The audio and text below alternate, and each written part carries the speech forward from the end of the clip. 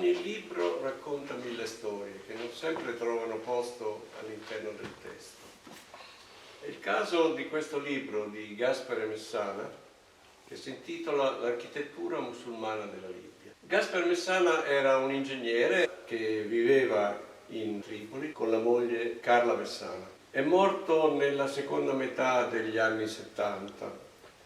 Ho conosciuto Carla Messana, che era professoressa del liceo di Tripoli all'ambasciata italiana di Tripoli, ed era una delle poche persone, pochi italiani rimasti in città, mi pare in tutto a quel tempo erano 5, all'inizio degli anni 80. Un bel giorno Carla Messana mi chiama, mi telefona a Roma e mi dice: guardi, io ho il garage a Roma che devo liberare, ci sono le ultime copie del libro di mio marito, se vuole gliele regalo. Io ho preso un furgone, sono andato in via Ruggero Fauno e ho caricato le circa 300 copie. Lei mi ha detto però c'è una condizione: la prego di regalarle agli studiosi, ai professionisti che hanno un reale interesse per l'architettura della Libia. Cosa che ho fatto puntualmente in questi 35 anni. Ed è stata ogni volta una sorpresa. Molto spesso succedeva che uno studioso mi dicesse: ma io sono nato a Tripoli, mia madre anche. O un altro mi ricordo che mi ha detto: tutta la mia famiglia viene da Tripoli. Mio nonno, dopo il 1911, aveva messo un negozio di scarpe in corso Vittorio Emanuele, che fra parentesi ai tempi di Gheddafi ancora esisteva. Distribuendo questo libro ho raccolto storie meravigliose di vita ordinaria. Devo dire, sono rimasto affascinato e molto sentimentalmente legato adesso. Il libro di Gaspare Messana ha almeno 2 pregi importanti. Anzitutto è un compendio. È un compendio soprattutto concentrato sulla Tripolitania, nonostante il titolo, che raccoglie sia materiali della sovrintendenza del tempo, sia materiali prodotti dalla sua attività professionale. Dopo il 1972, paradossalmente, o per motivi politici o anche per motivi psicologici, non ci sono stati studi importanti sull'architettura della Tripolitania, salvo qualche articolo in riviste scientifiche che non hanno aggiunto molto a questo compendio.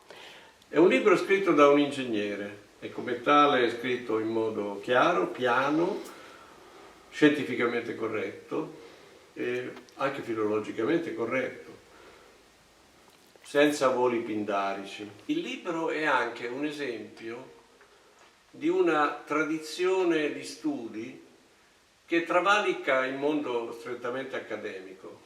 Il nostro ingegnere era un amatore che ha dedicato tutta la sua vita allo studio dell'architettura della Tripolitania, ma è testimonianza di una struttura del conoscere di quel tempo che era molto più diffusa e che travalicava quello che era lo stretto mondo accademico. Il libro tratta i vari monumenti in base a una classificazione di tipologie funzionali, come è anche logico. Gran parte è occupata dalla moschea, ma c'è anche la madrasa, la scuola coranica, la Zaouia, che è un complesso religioso che nasce intorno al Marabut, la tomba di un uomo santo, e i monumenti minori come le tombe eccetera, il caravanserraglio che è il deposito delle merci che si trova nel bazar. La cosa notevole è che abbiamo qui, a proposito della moschea, una ricostruzione del processo tipologico delle moschee della Tripolitania ante litteram, che parte da una ipotesi, diciamo, di lettura di una tipologia originaria che è individuata nella Jama an-Naga, che è una struttura molto seriale di piccole cupolette ripetute una presso l'altra, teoricamente all'infinito, per poi arrivare alle moschee del Settecento, per esempio, come la Jama Ahmed dei Caramalli,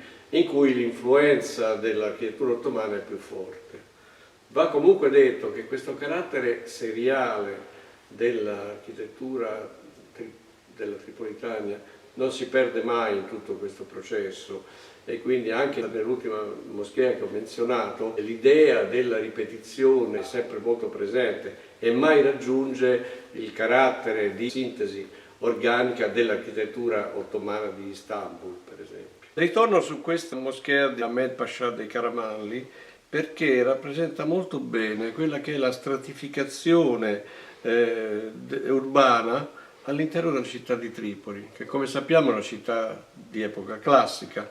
Il mondo classico è perfettamente rappresentato dal lotto regolare, che era un lotto della città romana, all'interno della quale è stata costruita la moschea. La moschea naturalmente richiede una rotazione per essere orientata con la Mecca, che di fatto crea tutta una serie di spazi irregolari, no, intorno ad essa, di difficile progettazione e dove veramente si vede il talento dell'architetto ottomano. Le case sono trattate soprattutto dal punto di vista dei grandi complessi, i grandi palazzi nobiliari, mentre mancano quasi del tutto le case ordinarie che però costituiscono la base del tessuto urbano.